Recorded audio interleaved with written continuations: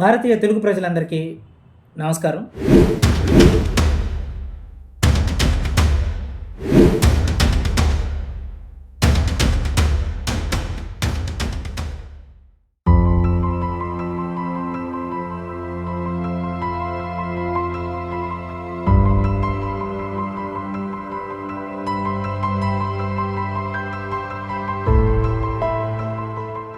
Fountain head కథలో Ayn Rand గారు Roark దగ్గరికి డొమినిక్ ఫ్రాంకన్ వచ్చి తన ప్రేమని ఎక్స్ప్రెస్ చేసి, రోర్క్ నువ్వంటే నాకు ఇష్టం, నేను నీతో జీవితం మొత్తం ఉండాలనుకుంటున్నాను, నేనంటే నీకు ఇష్టం ఉందా లేదా చెప్పు అని తన ప్రేమ కోసం ప్రాధేయపడుతుంది, తన ప్రేమను కూడా ఎక్స్ప్రెస్ చేస్తుంది. సో ఈ పర్టికులర్ సిచ్యువేషన్లో ఐన్ ర్యాండ్ గారు కరెక్ట్గా ఒక 2 డైలాగులు రాస్తారు, పవర్ఫుల్ డైలాగ్స్. ఆ డైలాగ్స్లో ఉన్న అర్థం, ఆ డైలాగ్స్లో ఉన్న లోతు ఎంత పవర్ఫుల్గా ఉంటుందంటే, నేను ఇది regular series fountain head series చేసేటప్పుడు డైలాగ్స్ గురించి ఎక్కువ డీప్గా చెప్పడానికి నాకు టైం పర్మిట్ చేయాలి. ఎందుకంటే అప్పుడు కథ మొత్తం చెప్పాలి కాబట్టి కథ అంతా చెప్పుకుంటూ వెళ్ళటం వల్ల డైలాగ్స్ గురించి అనుకున్నంత సమయం నేను పెట్టలేకపోయా. తర్వాత చేద్దాం అనుకున్నా. సో అందుకోసమే పర్టికులర్గా మెయిన్ డైలాగ్స్ ఏవైతే ఉన్నాయో, ఎక్కడైతే ఐన్ ర్యాండ్ తన యొక్క ఫిలాసఫీని, తన యొక్క పర్స్పెక్టివ్ని, తన యొక్క పర్సెప్షన్ని లైఫ్ మీద, ఆ ట్రూత్ మీద పెట్టి ఆ డైలాగ్స్లో తను రాయగలిగారు. That is what intellectuality, intelligence. మొత్తం కథ మొత్తం 1000 పేజీల కథలో ఒక 10 డైలాగులే ఉంటాయి. ఆ 10 డైలాగులు మీరు ఇండివిజువల్గా చదివితే దాని మూమెంట్ అర్థం కాదు. కథ మొత్తాన్ని చదివినప్పుడే ఆ 10 డైలాగులు ఏంటి అనే దాని యొక్క డీప్ మీనింగ్ మనకు అర్థమవుతుంది. సో కథ మొత్తం మనకు తెలుసు కాబట్టి తెలిసిన వాళ్ళకి ఈ మీనింగ్స్ని అర్థం చేసుకునే అవకాశం ఉంటుంది. ఒకవేళ కథ తెలియకపోయినా ఫౌంటైన్ హెడ్ ఈ మాటల యొక్క అర్థం ఏంటనేది నేను చెప్పడానికి ప్రయత్నిస్తాను. రోర్క్ దగ్గరికి డొమినిక్ ఫ్రాంకన్ వచ్చి,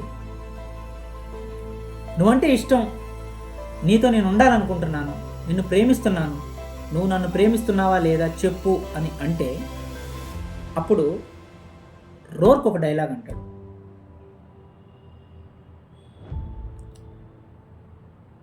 ఎవరినైనా ప్రేమించాను నేను అని చెప్పే ముందు ఫస్ట్ అసలు నేను అని అనటం ఎలాగో అతనికి తెలియాలి అంటాడు. If someone wants to say I love you, one must know how to say I. నేను అని అనటం ఎలాగో తెలియని వాడికి ప్రేమించాను అని చెప్పే హక్కు లేదు అంటాడు. దీన్ని మీరు కరెక్ట్గా గమనిస్తే ఈ డైలాగు మన డైరెక్టర్ పూరి జగన్నాథ్ గారు నేను ఇంతే సినిమాలో రాస్తాడు.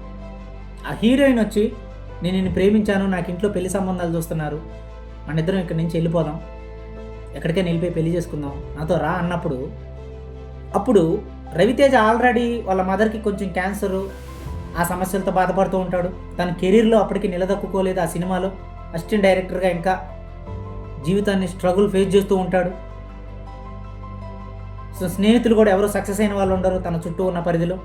సో కుటుంబంలో ఉన్న తన తల్లి యొక్క అనారోగ్య పరిస్థితులు, తాను ఎదుర్కొంటున్న ఫైనాన్షియల్ స్ట్రగుల్స్, తాను ఎదుర్కొంటున్న కెరీర్లో ఉన్న డిఫికల్టీస్, వీటన్నిటినీ పోరాటం చేసే ఒక కరెక్ట్ దారిలో ఉన్నప్పుడు హీరోయిన్ సడన్గా వచ్చి మా ఇంట్లో పెళ్లి సంబంధాలు చూస్తున్నారు, సో మన ఇద్దరం ఎక్కడికైనా వెళ్ళిపోదాం అని అంటుంది. అన్నప్పుడు రవితేజ అంటాడు డైలాగ్, ఇక్కడ పూరి జగన్నాథ్ గారు రాసిన డైలాగ్, రూపాయి సంపాదించలేని ఏ పనికి మాలిన ఎదవకి ప్రేమించే హక్కు లేదు అంటాడు. మీరు గమనిస్తే దీని వెనకాల ఐన్ ర్యాండ్ గారి యొక్క షాడో ఉంది. ఈ డైలాగ్ ఎగ్జాక్ట్గా ఇదే డైలాగ్ ఐన్ ర్యాండ్ గారు ఫౌంటైన్ హెడ్ బుక్లో మన కోసం రాశారు. If someone wants to say I love you, that person must know how to say I. దీని అర్థం ఏంటంటే, డొమినిక్ ఫ్రాంకన్ రోర్క్ దగ్గరకు వచ్చినప్పుడు చాలా భయంతో ఉంటుంది, చాలా యాంగ్జైటీతో ఉంటుంది, చాలా ఫ్రస్ట్రేషన్తో ఉంటుంది, సొసైటీ మీద చాలా ద్వేషంతో ఉంటుంది, కొంత భయంతో ఉంటుంది. ఈ సమాజం అంతా ఏం చేస్తుందో నన్ను, ఈ సమాజం నన్ను బతకనేదు, ఒంటరిగా నా ఇష్టానికి అనుగుణంగా బతకనేదు, నేనేం చేయలేకపోతున్నాను, అందరూ రొటీన్గా ఉన్నారు, అందరూ వారి వారి యొక్క క్లోజ్డ్ మైండ్ సెట్తో బతుకుతున్న ఈ సమాజంలో నాకు స్పేస్ లేదేమో, ఇక్కడ నేను బతకడానికి నాకు ఒక ఇంత ఇంచు భూమి కూడా నాకు దొరికేటట్టు లేదు. సో నాకు అనుగుణంగా ఇష్టమైన ఒక వ్యక్తి, కళని అభిమానించి ఆరాధించే ఒక వ్యక్తి, వ్యక్తిగతమైన విలువలకి, వ్యక్తిగతమైన స్వార్థానికి, తాను చేస్తున్న పని మీద ప్రేమని డెవోషనల్గా చూపిస్తూ ఆ పనిలోని జీవితాన్ని వెతికే ఒక వ్యక్తి నాకు దొరికాడు. ఈ వ్యక్తి నేను మిస్ చేసుకోకూడదు అని దగ్గరికి వెళ్తుంది. అప్పుడు రోర్క్ అంటాడు ఆ డైలాగ్. ఎందుకంటాడంటే డొమినిక్ ఫ్రాంకన్కి ఇంకా సమాజం మీద ఒక అవగాహన కానీ, మనుషుల గురించి ఒక స్పష్టత కానీ రాకపోవడం వల్ల ఒక ప్యానిక్ స్టేట్లో ఉంటుంది డొమినిక్ ఎప్పుడు చూసినా. ఎందుకు ఆ ప్యానిక్ స్టేట్ అంటే, టూహీ లాంటి వ్యక్తులు, పీటర్ కీటింగ్ లాంటి వ్యక్తులను చూసినప్పుడు అసలు ఇలాంటి వ్యక్తుల దగ్గర మనం ఉండగలమా అని చెప్పేసి తనకిష్టమైన ప్రతిదాన్ని వదులుకుంటూ ఉంటుంది. తనకిష్టమైన బొమ్మ ప్యారిస్లో ఎక్కడి నుంచో ఉంటుంది, దానిపైన డాబా మీద నుంచి విసిరేస్తుంది, అపార్ట్మెంట్ మీద నుంచి. ఎందుకంటే ఇది నాకు ఇష్టమైన దాన్ని నా ముందే ఉంచుకుంటే దాని మీద నాకు ప్రేమ పెరుగుతుంది, రేపు ఎవడో ఒకటి దీన్ని దొంగలిస్తే నేను ఆ బాధను తట్టుకోలేను, అందుకే నేను వదిలేసుకుంటున్నాను అంటుంది. అంటే ఎవరో వచ్చి దాన్ని దొంగలిస్తారు, ఎవరో వచ్చి దాన్ని విధ్వంసం చేస్తారు అనే ఒక ప్యానిక్ స్టేట్లో ఉంటుంది. That is what the panic anxiety state of the mind Dominique ఫ్రాంకన్ది మొదటి 2 పార్ట్స్లో. ఆ సిచ్యువేషన్లో ఆ కైండ్ ఆఫ్ స్టేట్లో వచ్చి నేను ప్రేమిస్తున్నాను అని చెప్పినప్పుడు అప్పుడు అంటాడు, అసలు ఫస్ట్ ముందు నీకు నువ్వెవరో తెలియదు, నువ్వేంటో తెలియదు, నువ్వు ఒక కాన్ఫ్లిక్ట్లో, ఒక ఫియర్ స్టేట్లో, ఒక కన్ఫ్యూజన్లో ఉన్నావు. ఇలాంటి స్టేట్లో ఇంకొకరిని ప్రేమిస్తున్నాను అనే హక్కు నీకు లేదు. నువ్వు ఇప్పుడు సమాజంతో పోరాడు, ఎదురెళ్ళు, ఏం జరుగుతుందో చూడు, అబ్జర్వ్ చెయ్యి. నువ్వు ఏదైతే భయపడుతున్నావో ఆ అంశాన్నే పట్టుకో, దాని మీద నిలబడు. ఏ వ్యక్తులను చూసి నువ్వు భయపడుతున్నావో ఆ వ్యక్తులకే ఎదురెళ్ళటానికి ప్రయత్నం మొదలుపెట్టు. నిజాలు నీకు తర్వాత తెలుస్తాయి. ఆ తెలిసినప్పుడు నువ్వు నా దగ్గరకు వచ్చి ఇదే మాట మళ్ళీ చెప్పు, అప్పుడు నేను వింటాను అని అంటాడు. అనుకున్నట్టుగానే లాస్ట్లో మళ్ళీ వస్తుంది, ఇప్పుడు నాకు భయం అంతా పోయింది, సో నౌ ఐఎమ్ ఫ్రీ అని అంటుంది. సో తన గురించి తనకే ఒక అవగాహన లేని సిచ్యువేషన్లో తన ఆశ్రయం కోరుకొని వచ్చిన ఒక ఆడ మనిషిని నువ్వు నాతో ఉండు, నువ్వు ఒక అవసరంతో ఉన్నావు, నీకు ఒక భయం ఉంది, ధైర్యం కావాలి, అందుకోసం నా దగ్గరకు వచ్చావు, ఇప్పుడు నీ అవసరాన్ని, నీ అవకాశాన్ని నేను వాడుకుంటా నా శారీరక సుఖాల కోసం అని అనలేదు. నీ గురించి నువ్వు తెలుసుకో, నాతో ఇప్పుడు నేను ఉండమని చెప్తే నీ అంతట నువ్వు తెలుసుకునే ఒక అవకాశాన్ని, నీ అంతట నువ్వు నేర్చుకునే ఒక నైపుణ్యాన్ని నువ్వు కోల్పోతావు. ఒక మనిషిగా నేను ఎప్పుడు అది చెయ్యను అని అంటాడు. This is the first dialogue. రెండో డైలాగ్ ఫ్రీడమ్. ఇదే పర్టికులర్ టైంలో ఫ్రీడమ్ గురించి చెప్తాడు. To ask nothing, to expect nothing, to depend on nothing. This is the dialogue.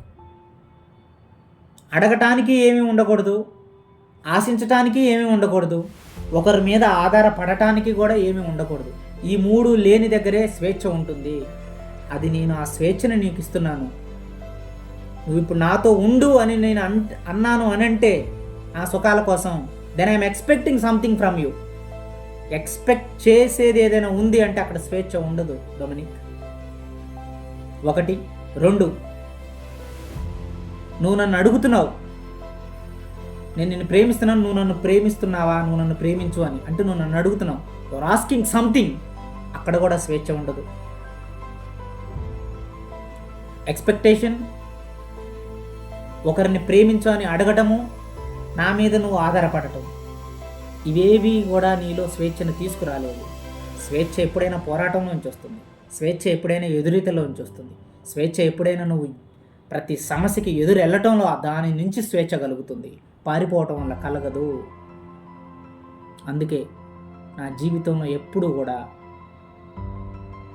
నేను ఎవరితోనూ ఉండాలి అని నిర్ణయించుకోను, నాతో ఉండు అని కూడా నేను ఎవరిని అధికారం చెయ్యను అంటాడు. This is what the freedom. ఈ 2 మాటలు. సో స్వేచ్ఛ అనేది డొమినిక్ ఫ్రాంకన్ కంప్లీట్గా దొరికిన తర్వాత తాను మెల్లగా పరిస్థితుల్ని అన్నింటినీ అర్థం చేసుకొని అవగాహన చేసుకొని చివరికి ఫ్రీ అయిపోయి తన దగ్గరకు వస్తుంది.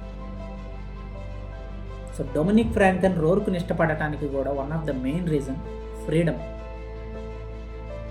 ఫ్రీడమ్ అంటే నువ్వు ఎక్కడికి వెళ్తున్నావు, ఏం చేస్తున్నావు, నీ పేరేంటి, ఊరేంటి, నీ కులం ఏంటి, నీ మతం ఏంటి, నీ జిల్లా ఏంటి, అడ్రస్ ఏంటి, పిన్ కోడ్ ఏంటి, నీకు అదెందుకు ఇష్టం, ఇదెందుకు ఇష్టం, అదెందుకు ఇష్టం లేదు, ఇదెందుకు ఇష్టం లేదు, నువ్వు అక్కడికి వెళ్ళొద్దు, ఇక్కడికి వెళ్ళొద్దు, ఇవేవి రూల్స్ పెట్టలేదు. జీవితాన్ని నీ అంతటి నువ్వుగా స్వతహాగా అర్థం చేసుకో, అప్పుడు నీకు స్వేచ్ఛ దొరుకుతుంది అని అన్నాడు. అలాగే ఆ స్వేచ్ఛని తన దగ్గరకు వచ్చినప్పుడు కూడా తను ఇచ్చాడు.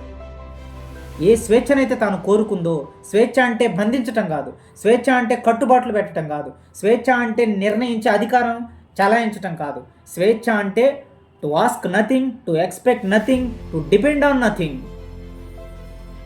నీ ఆనందం ఎవరి మీద డిపెండ్ అవ్వకుండా, నువ్వు ఎవరి నుంచి ఏది ఆశించకుండా, నువ్వు ఎవరిని ఏది ప్రాధేయపడకుండా, నువ్వు చేయగలిగింది నువ్వు ఇతరులకు చేయాలనుకున్నప్పుడు చేసి, then you are quit from there. నువ్వు ఎవరినైనా ప్రేమించాలనుకున్నప్పుడు ప్రేమించాలి. తిరిగి మళ్ళీ ఒక కైండ్ ఆఫ్ అంతకు మించి 100 రెట్లు ఎక్కువ ప్రేమను నువ్వు ఆశిస్తే అది జరగని రోజు బాధపడతావు. ఎక్స్పెక్ట్ చేయడం కాదు ఇక్కడ పాయింట్. ఎక్స్పెక్ట్ చేస్తూనే నువ్వు ఇవ్వకూడదు. ఒకరిని నువ్వు ప్రేమిస్తున్నప్పుడు వాళ్ళకి టైం ఇవ్వు.